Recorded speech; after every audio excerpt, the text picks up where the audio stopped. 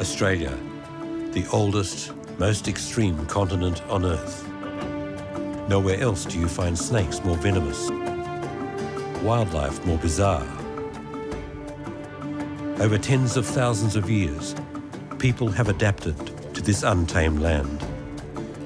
They have endured its extremes and gradually learned to love it. From the rich jungle to the red desert to the snowy mountains.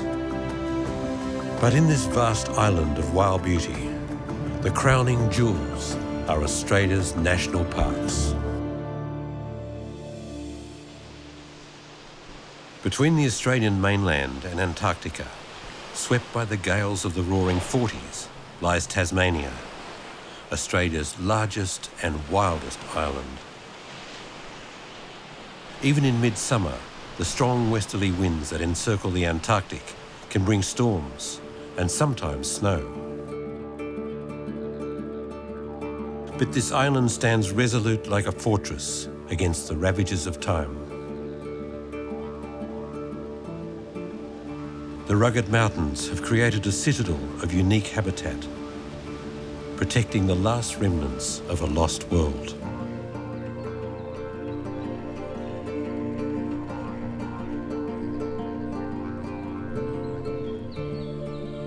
Tasmania took shape in the tectonic rage that wrenched Australia from the supercontinent of Gondwana 45 million years ago.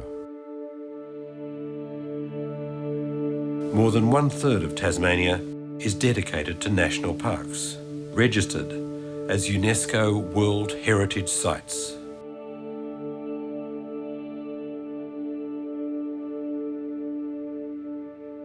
Ancient sheltered valleys of temperate rainforest have been preserved. The high humidity and mild temperatures create an almost closed canopy, which acts like a greenhouse dome.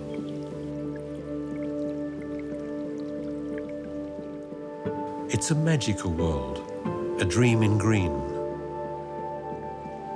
But when the sun goes down, it can seem like a nightmare, as it echoes to the sounds of weird creatures.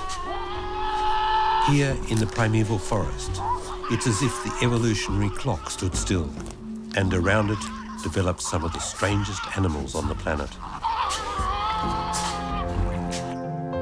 An egg-laying mammal with a duck's beak, a four-legged carnivorous kangaroo with a face like a dog and stripes like a tiger, and the devil himself, a flesh-eating marsupial with the scream of a banshee and the appetite of a vampire.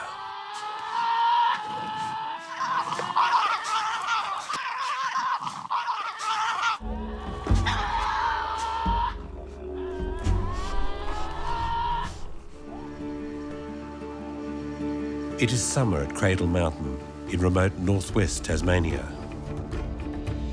In 1922, this almost untouched wilderness was designated as the Cradle Mountain Lake St Clair Scenic Reserve. From the rugged basalt peaks of the Cradle Mountain Massif to Lake St Clair in the south, it's a place like nowhere else on Earth. For those who care to visit, there's a trail that winds its way 80 kilometres over the roof of Tasmania.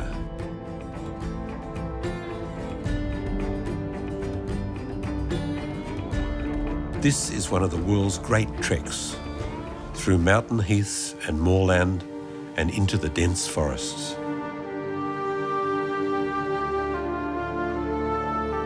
There are over 4,000 lakes in this part of Tasmania, most of them formed in the last great ice age.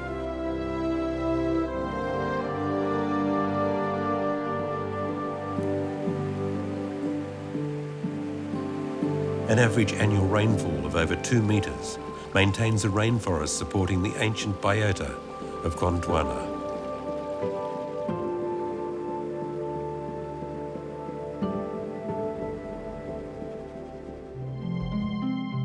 In 1936, a remarkable animal called Benjamin died in a Tasmanian zoo. Despite the name, she was actually a female. And although she looked like a dog, she had a pouch for her young. Benjamin was a Tasmanian tiger or thylacine. At the time of European settlement 2 centuries ago, there were thousands of thylacine on the island state of Tasmania. Sadly, Benjamin was the very last known of her kind, extinguished by bounty hunters after 4 million years in this land.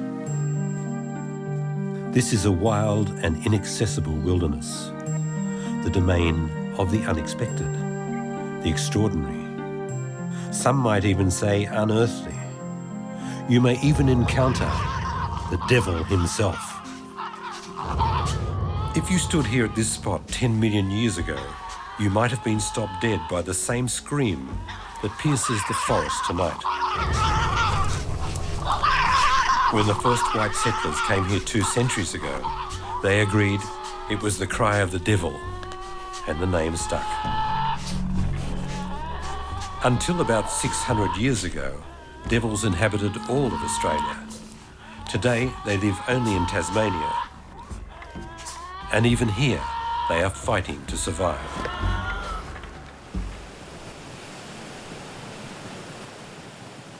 Strange things happen in Tasmania, like falling in love with a savage, bad-breathed, big-toothed scavenger. But that's what happened to Wade Anthony. Wade decided the last icon of the Tasmanian wilderness must not go the same way as the Tasmanian tiger. He became the devil's advocate.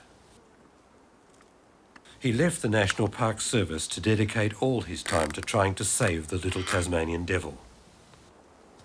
These are bones that have been crunched by a Tasmanian devil and cleaned up by a Tasmanian devil. These are the leftover of rufous wallaby leg bones, and you can see this is a jawbone of a rufous wallaby. Now, a rufous wallaby makes up a fairly primary diet of the Tasmanian devil. So we know that devils, you can see that there's it's an active game trail by the markings on the ground and obvious evidence of the bones. So devils are moving through here, and we will locate a camera on the tree just beside the game trail, and we should be able to pick up photographs of devils. On the way home, Wade gets a call to tell him that a devil has been hit by a car. At night, they frequently scavenge roadkill, which saves them from hunting live animals. But sometimes they become the roadkill. He's a prime breeding animal and in fantastic body condition, so it's a shame to see him killed. Wade examines him for signs of the facial cancer, but this animal is healthy. I am affected to see them killed on the road. When the population was at 150,000, then it wasn't a major concern. It was inevitable it was going to happen, that animals would be killed on the road just because they were in such high numbers. Now, with the demise or the shrinking population, it's a real shame to see them killed on the road. It really is. I mean, the devils need all the help they can get at the moment for the survival of the species. At the foot of Cradle Mountain, Waldheim Chalet was constructed of rustic natural materials by the plant-loving Austrian Gustav Weindorfer. Together with his wife Kate, a century ago they built this humble hostel so that other people could experience the exquisite wilderness for themselves. Many did come to this secluded resort, enjoying the warm hospitality of the botanist couple. Gustav preached to his guests that this precious area should be protected by being made into a national park. During the First World War, Gustav suffered 2 tragedies. First, his wife died, and then because of his Austrian origins, he was accused of being a spy, although he'd been an enthusiastic Australian for decades.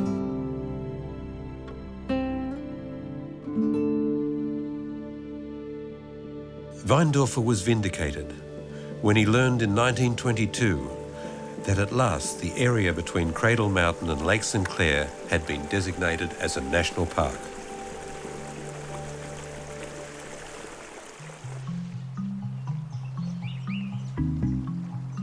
Today, the waterways of the southwest are travelled by a different breed of pioneer, men on a mission to help save one of the rarest creatures on Earth.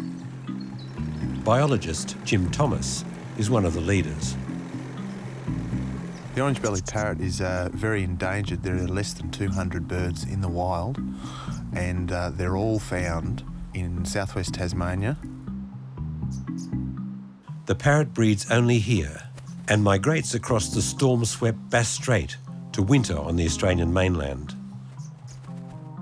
It's fallen victim to feral predators like cats, and its mainland feeding grounds have been reduced by development. 3 state governments and national park scientists have joined forces to save these precious parrots. The birds are now being bred in captivity, where they're being prepared for the wild. The idea is to release them to this remote corner of Tasmania, where they once flocked in their thousands.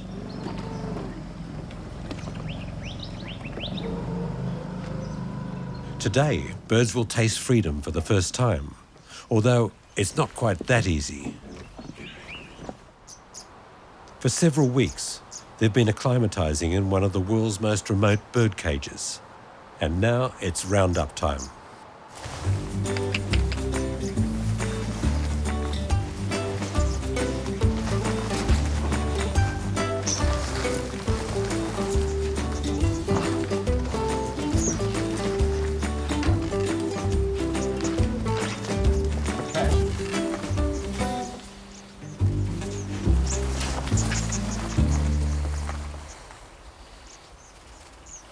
All right, who have we got here? He's really well coloured up. And look at that orange breast. He's black W, so he was bred in Tasmania. The little parrots are tagged, so their movements can be tracked over the precarious journey ahead.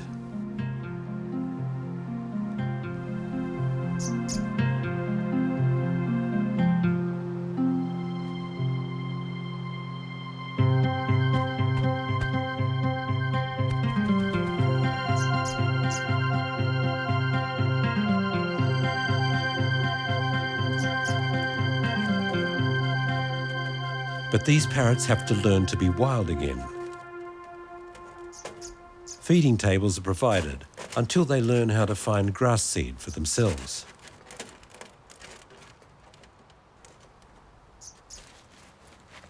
This is a rare opportunity for Jim to observe the parrots, and every move is scrutinised. I rate the success of the program quite high. Birds have been captive bred, they've been released here, and we've had birds come back. So we are getting the results we want, and to improve those results, we need to concentrate our efforts more on captive breeding and releasing of the orange-bellied parrot. Eventually they make that final leap and fly away.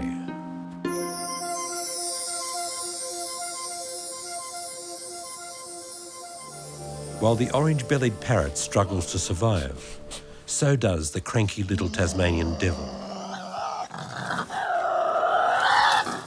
Although the devil is the emblem of Tasmania and famous with tourists, hardly anyone gets to see one in daylight. So Wade created a tourist attraction and bought land adjacent to the national park, and slowly got the animals used to being active in the daytime. Okay, folks, as you can see, there's a few devils moving around out there. These guys are primarily a nocturnal species in the wild. Well, in the wild, they're, let's say, fully nocturnal. So most people don't get to see them in the wild because of that reason. Wade handles the orphan devils until they become tame, like little Aussie, who has become the star attraction at the Cradle Mountain Devil Park. A fearsome carnivorous beast is transformed into a cute little animal that you can touch and pet. So this little guy, his name is Aussie. Like the Tasmanian tiger, devils were hunted by farmers because they suspected them of killing calves and lambs. They became protected not long after the Tasmanian tiger became extinct. In proportion to its size, the Tasmanian devil has the strongest jaws in the entire animal kingdom. Probably 8 or 9 is the maximum size they reach. It's an eating machine and can consume 40% of its own weight in half an hour. Devils are a solitary creature. In the wild, they live on their own, but they are a social feeder. So they're an opportunistic feeding animal. So if one devil makes a kill or finds a carcass, pretty soon another one's going to smell it or hear devils squabbling over it, and there'll soon be more than one animal feeding on it. You've probably heard that devils are an aggressive animal. They're not particularly aggressive, they're just highly competitive. And as I said, it's generally for food or the right to mate. As a young boy, I grew up with Tasmania's wilderness as my backyard, and my father used to take me out every weekend. We would go camping, either fishing or bushwalking, camping, as I said, and we would come across a lot of different animals that lived in Tasmania and a lot of endemic species. So I soon realised that, you know, Tasmania was quite a special place and we had a lot of wonderful things here.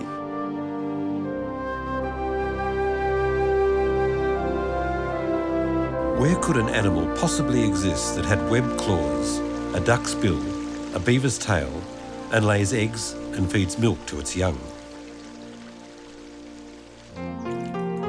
The virgin waterways of Tasmania are a prime refuge to the platypus, Australia's unique egg-laying mammal. The platypus hunts insect larvae by sensing their electric fields with highly effective receptors in its bill.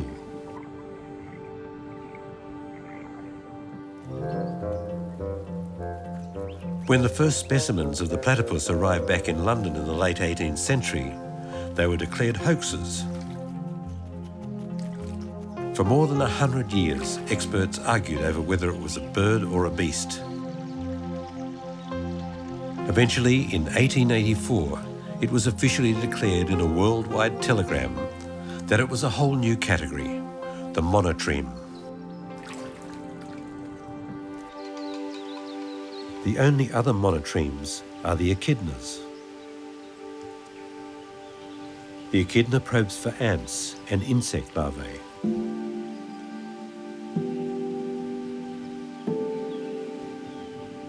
Both these monotremes have thrived in Tasmania, where they remained isolated from outside influence. But the same can't be said for the Tasmanian devils.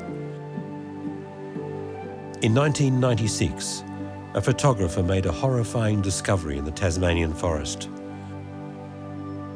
One picture he took showed strange areas of swelling around the mouth of a devil, the symptom of a contagious disease now known as DFTD, devil facial tumour disease. A devil task force was established to try and get a picture of the progression of DFTD. The devil population that recently was so numerous has been reduced to the status of an endangered species.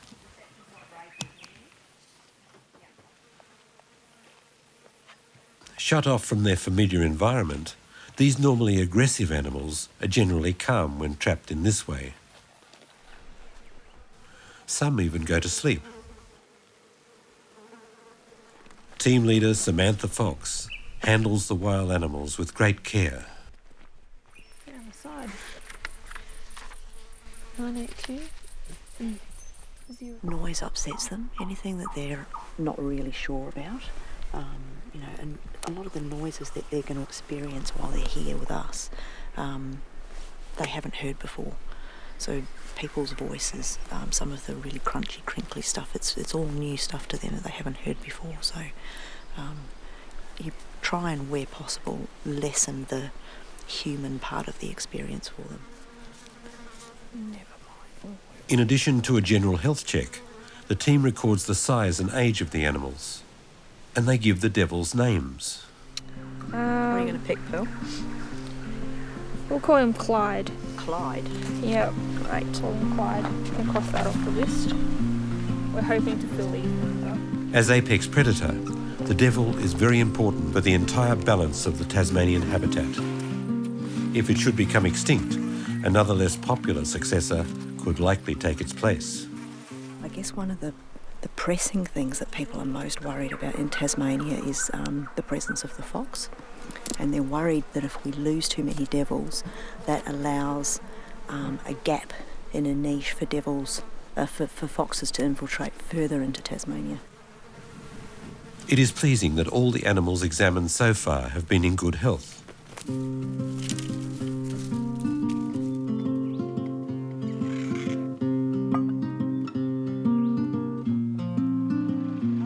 A quick picnic lunch and a phone call from the only place to get mobile reception. They are back at work.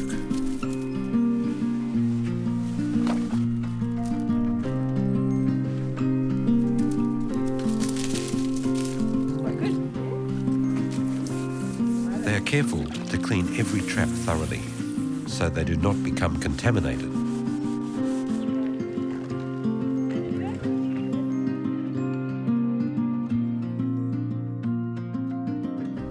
And then case number 35. They've caught a good strong female. But when Sam looks in her mouth, she is devastated to find a small swelling on the fixed palate. This devil is infected. We take an average of 3 for each. So I'll hold the lip open if you can take the measurements and give them to Pearl. They take samples for analysis. The cause of DFTD is now believed to be related to a single infected female. But the cancer has spread because of lack of genetic diversity in the small devil population. This is probably a little further into the site than I was expecting it to be, but you know, it's very hard to tell. You can't. It's not really a case of expectation, and that's. You talk about a disease front and you sort of think that it's going to be, a lot of people would imagine that when you talk about a disease front it's going to be a straight line and it's moving across the state in a straight line, and it's never going to be like that. It's going to be highly variable depending on habitat, on abundance of devils, on a whole lot of other things. After the examination, Sam releases the female, revealing the wounds from the constant battles that many Tasmanian devils suffer. Scientists believe that the devils transmit the disease by constantly biting each other when eating and mating. Whatever the cause, the disease has spread remorselessly through the devil population in less than 20 years. And so far, nothing can be done to stop it. It's predicted that unless the spread of the disease is stopped, extinction in the wild will occur within 35 years.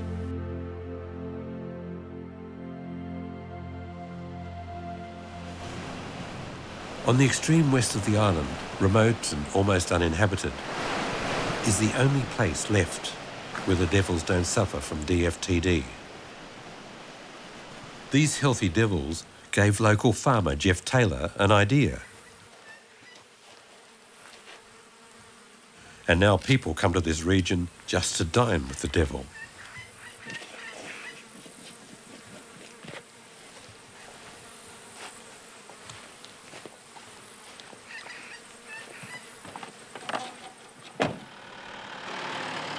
To attract Tasmanian devils to a viewing site, the first thing you need is a very healthy population of devils in the landscape. And then the other thing you need is some techniques to attract them to a site.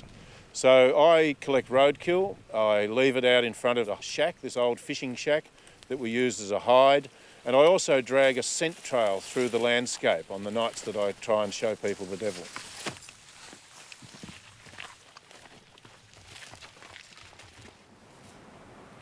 Jeff opened his Devil's Beach restaurant 5 years ago for this uniquely Tasmanian dining experience.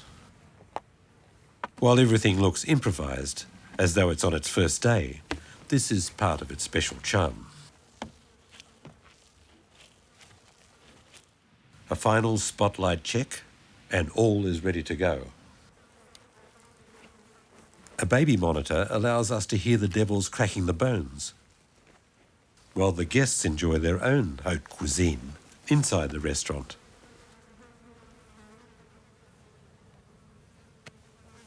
I never expected when I started showing people Tasmanian devils that I would become fascinated by them. I'd had a farmer's view that they were a stinking filthy animal. As it's turned out, they're an intriguing animal, one of the most intriguing animals I've ever seen in my life. And so every night I come down here, and this is night number 1010, I'm excited. The Devil's Restaurant caters for both humans and animals. The first guests arrive at sunset. And we'll shut the door so we don't let any mosquito. This one. No, While the other guests arise and start roaming around and looking for food. We'll keep the light on for a little while, but then later on we'll have a candle and we'll watch through the window and turn everything down low. Okay, take a seat. I need to check my lights and things. Here's some reading material. While inside, the humans enjoy the fine aromas of French cheese, Italian bread and Australian red wine. Outside, a dead wallaby radiates its own seductive aroma. Some guests come back for a second visit. We came here 8 years ago, and it was in a guidebook that From 8 years ago? From 8 years ago, which we were rereading prior to coming here for this visit. And it was we only saw like it a there. week before we left, and I thought, wow, that sounds fantastic. We researched it a bit and looked on it and then called. And very similarly, happily, he was going Happily, out. it was the right night. We called 2 days ago, and it was perfect. Suddenly, a crackle comes through the baby monitor.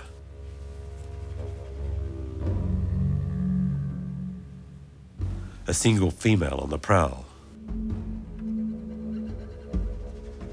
The rich aroma of the roadkill tantalises her palate.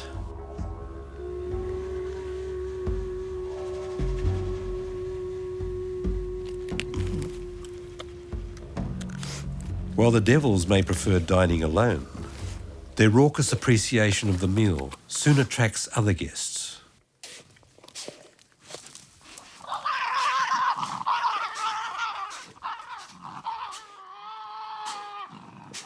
Devils have long facial whiskers to give them a sense of personal space.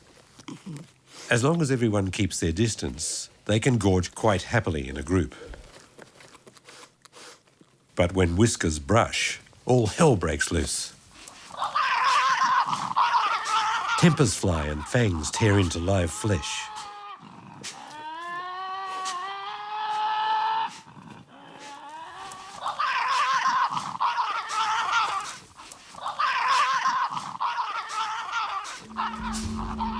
It is this secret observation of the wilderness up close that guests love so much about the Devil's Restaurant. This is a beetroot dip. Okay. Australians have beetroot in everything. The Devils are also gorging themselves on Tasmania's famous organic produce.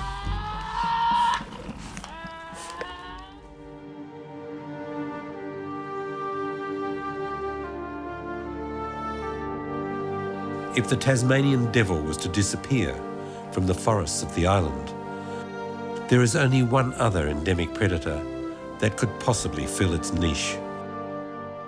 The wedge-tailed eagle, a far more elegant scavenger.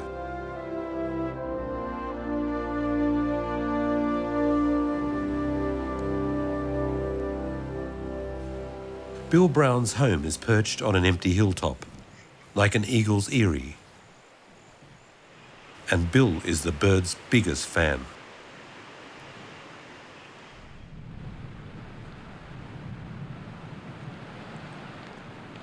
In an outdoor enclosure near his house, he's reared a wounded young female. Bill has prepared her for years to return to the wild, but so far in vain.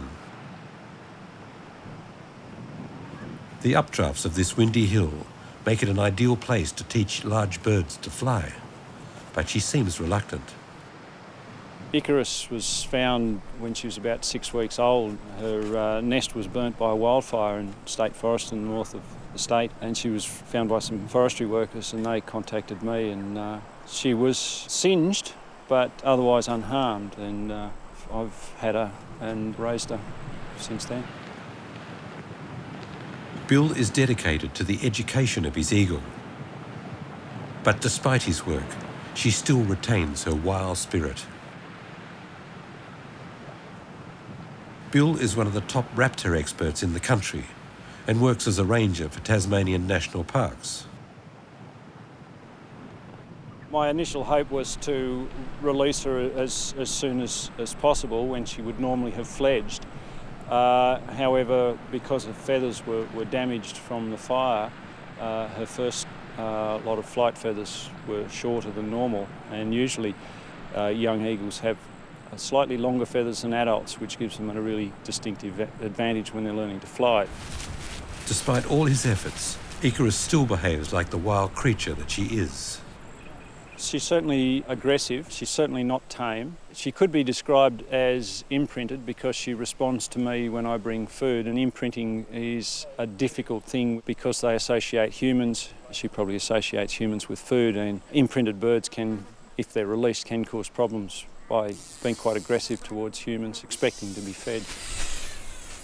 Bill has built a special device that allows her to move freely and exercise until she's ready to fly. With a wingspan of up to 2.8 metres, the Tasmanian wedge-tailed is one of the largest eagles in the world. But Icarus's muscles are not used to flight.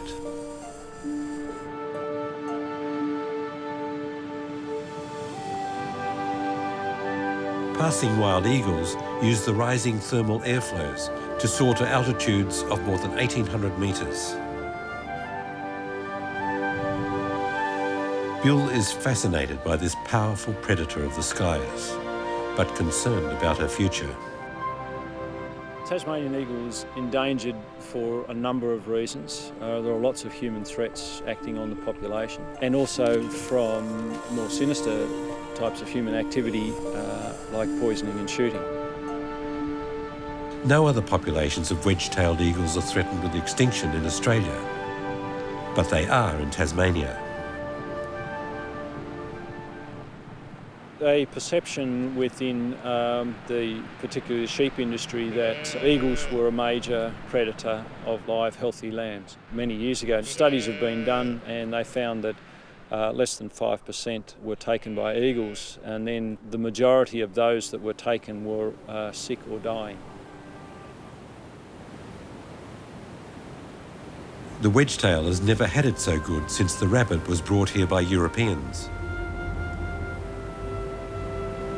But numbers of eagles are decreasing through hunting, while the rabbit has become one of the most destructive feral pests throughout Australia.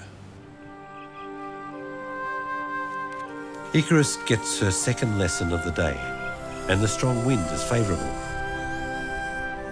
She flies at least 100 metres, which for her is a great success.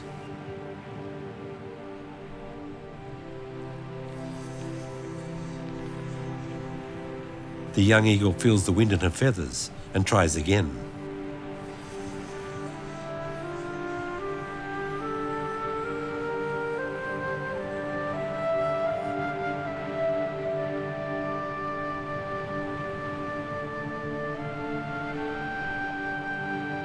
Bill hopes to release Icarus soon. He would love to watch her soar effortlessly up where she belongs with her wild eagle kin.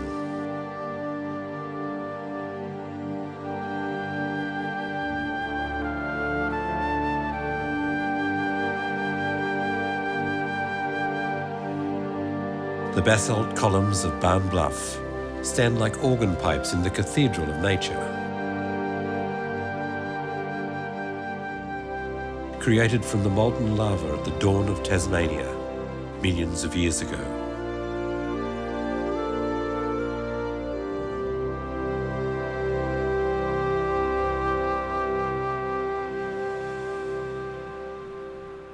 The mountain landscape is the domain of the wombat. This peaceful, bear-like marsupial lives in burrows that they dig with their sharp claws.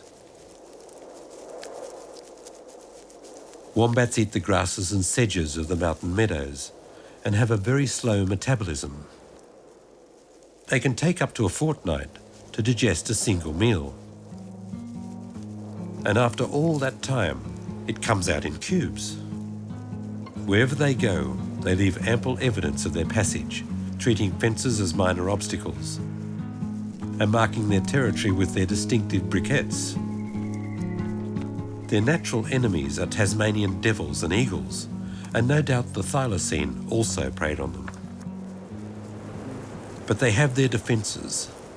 The rump of the wombat is covered with a very tough, thick hide, which protects them from the teeth and claws of its attacker. It's also capable of crushing its enemies against the burrow roof.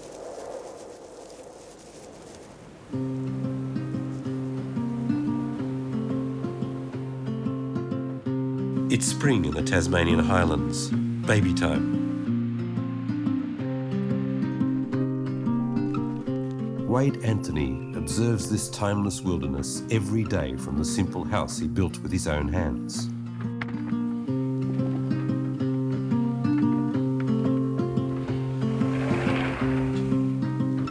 Sometimes he brings wounded animals home. When a devil is hit by a car, the mother often dies, but the little baby can survive in the pouch. Many of these are brought to Wade.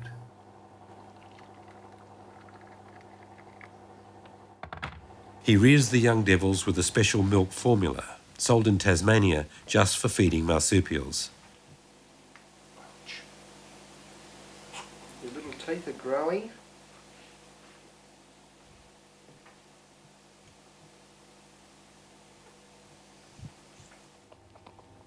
Oops, oops, oops. And some more.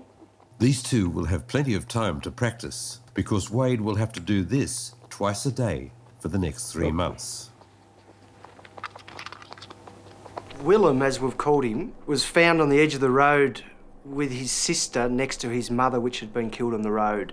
Unfortunately, his sister didn't make it through the night, but Willem, he was the stronger of the two, obviously, and he managed to survive the crucial 24, 48 hours. He was brought into us 24 hours after he was found. And luckily for Willem, he took to the bottle very, very quickly. So this was a really positive sign. Once they take to the bottle, then generally speaking, they're away, and you shouldn't have too many problems with them.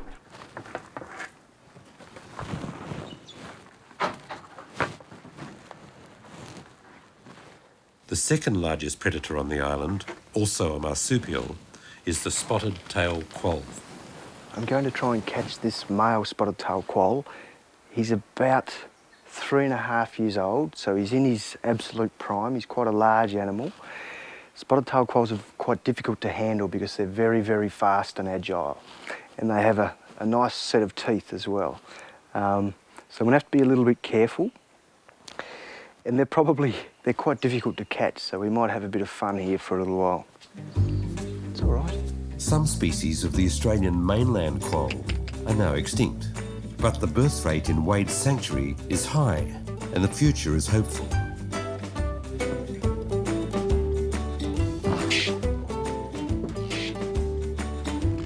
Quolls often have to be moved from enclosure to enclosure for breeding. But first they have to be caught. Whoa, whoa, whoa, whoa, settle. That was my opportunity. I missed my opportunity. Despite all his experience, Wade doesn't succeed. He needs help. Spotted-tailed quolls are the Australian equivalent of a native cat. They tear birds and small kangaroos to pieces with their teeth and claws, and they are excellent climbers.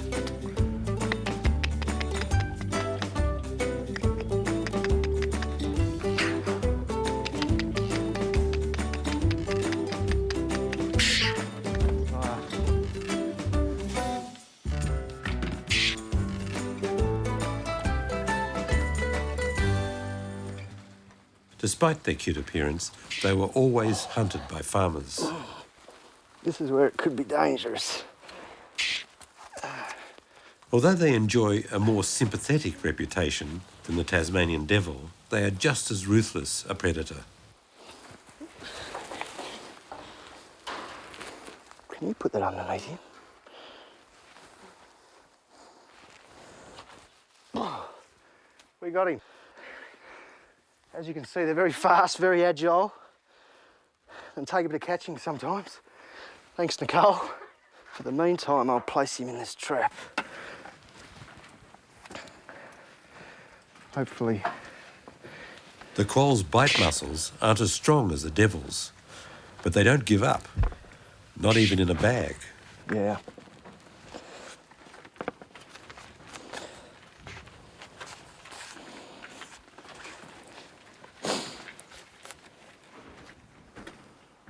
Wade started a one-man company 5 years ago. Now he is sought after throughout Tasmania for quolls and devils. Delicate actions, such as procedures with pregnant devils, he likes to do himself. She's a protective mother. This is Ossa, named after Mount Ossa, tallest mountain in Tasmania. She's a first-time mother. She's a 2-year-old. She's a very nice little devil, but any mother worth of salt is going to become protective.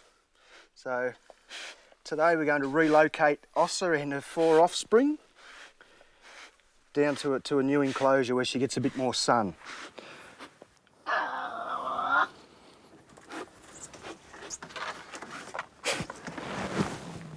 Life is not easy for young devils. A mother delivers up to 30 minute babies in one litter, each one no heavier than a few tenths of a gram. She has only 4 teats inside her pouch. Only the 4 strongest babies get any milk. The rest are eaten by their mother.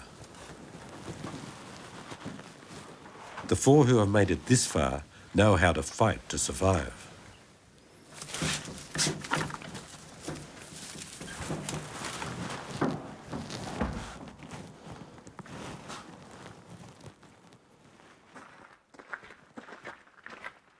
Now it's time to put them in an outdoor enclosure.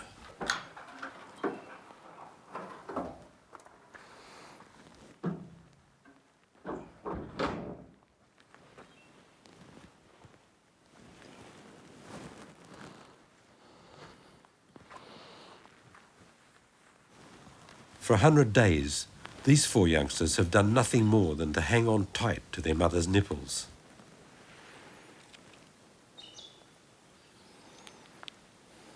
Unlike their cousin, the kangaroo, the young devils will never return to the pouch for sanctuary. Although they will continue to suckle from their mother.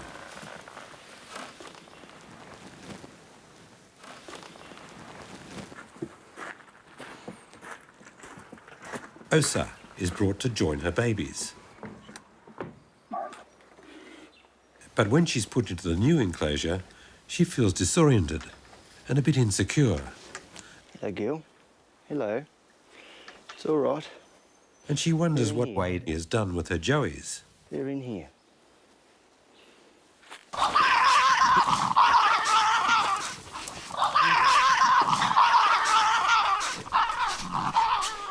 Persistent.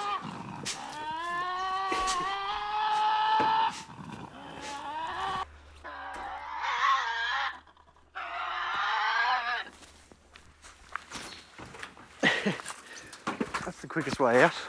Thinking around Christmas time or very early in the new year, the young will be fully off milk. They'll be on purely meat and water. And once this occurs, Mum's done her job. They're becoming increasingly difficult for her. And one night she'll just leave the den and won't come back.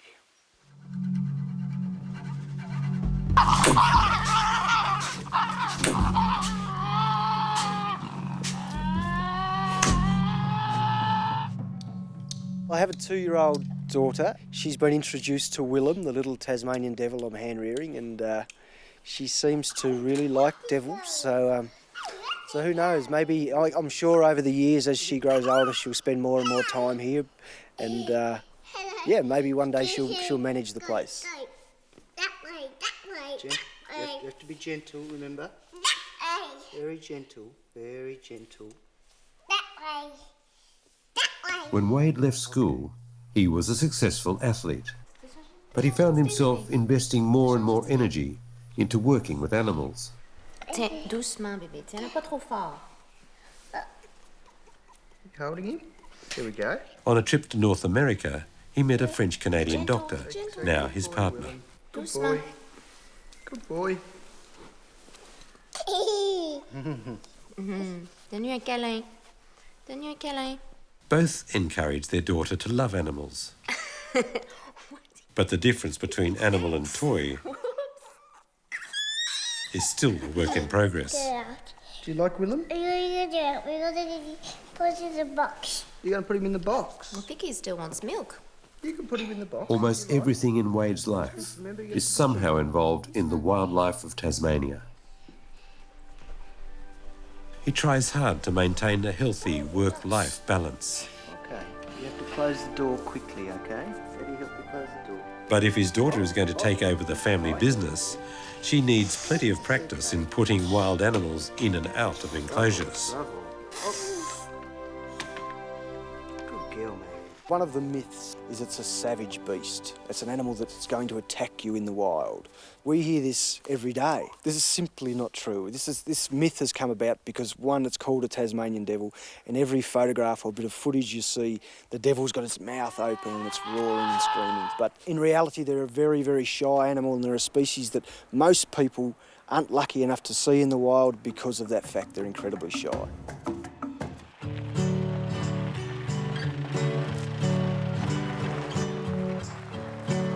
On his days off, Wade likes to get on the water. Instead of going fishing this weekend, he decides to take his family on an eagle spotting expedition.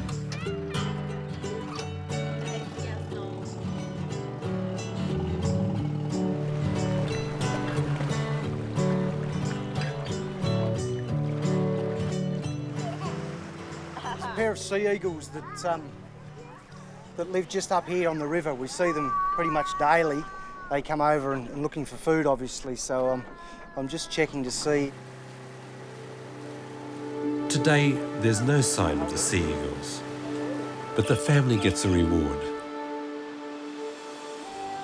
A wedge-tailed.